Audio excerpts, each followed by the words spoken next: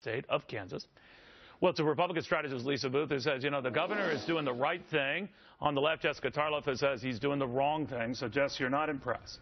No, I'm not impressed. I mean, I was impressed with what he just said, and as he brought up, I would have loved to hear more about what was actually in the bill beyond these limitations, because my initial thought was, well, if this is a jobs bill, essentially, and they want to get people back to work, what are his policies, his substantive policies on that? And no one is covering that, and I've looked around for information. But what is wrong with ruling out massage parlors, ruling out all this other stuff? But he's also ruling out, for instance, nail salons. And I thought about that. What if you are going out on a job interview?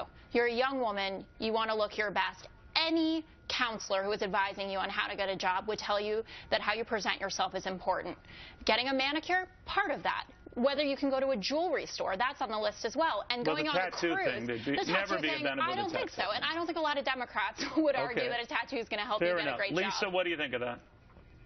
Well, I absolutely agree with Governor Brownback, and I agree what he's doing in the state of Kansas. And quite frankly, I think we need to have a broader assessment on the national level of welfare reform and welfare in general. Look, taxpayers should not be on the hook for tattoos and spa treatments. What these programs should be doing is providing individuals with a hand up, not a hand out. But that's not what we've been doing, Neil.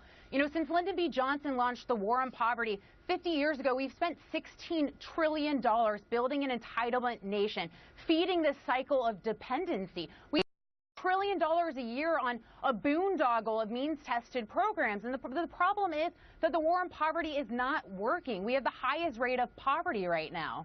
All right, and we did have the template of Bill Clinton, you know, welfare to work, you know, you eventually find a way to get off welfare and all. Absolutely. That's been disbanded or largely given up on. Yeah, I mean, what we heard recently in Maine, trying to bring that back. And I do believe if you were living off the government to any degree, you should spend a certain amount of your week looking for a job or doing community service and participating. I do not disagree with Lisa whatsoever on that front.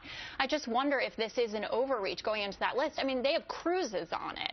You can't even get on a cruise from there. You can't, because you can't use the card out of state. But taxpayers shouldn't be paying for those cruises, Jessica, and that's the point.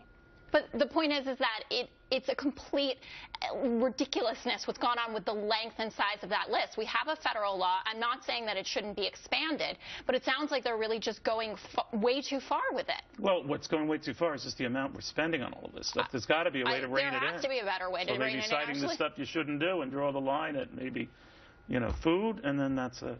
Right. It's a possibility. Go ahead. Sorry, Lisa. Well, an important point to make. An important point to make on this too is what Governor Brownback said as well. Look, we've already have this at the federal level. There was a law that was passed in 2012 that would prevent card benefit users from using that money on liquor, from using that money on adult entertainment. And there's more than 20 states that have additional laws. So this isn't some crazy concept. You know, what we should be doing is incentivizing people to work. And I think that's what this does, is it takes a step towards doing that. Or it makes them feel like they're not trusted at all, and that they have no control over their own lives, and that the government wants to inform every single thing that they do, and we don't know what the blowback's going to be on that. But would that not encourage you to go and want to work and to make more money? Ladies, I wish we had more time. Unfortunately, we don't, but you argue your positions very, very well. I want to thank you. Meanwhile,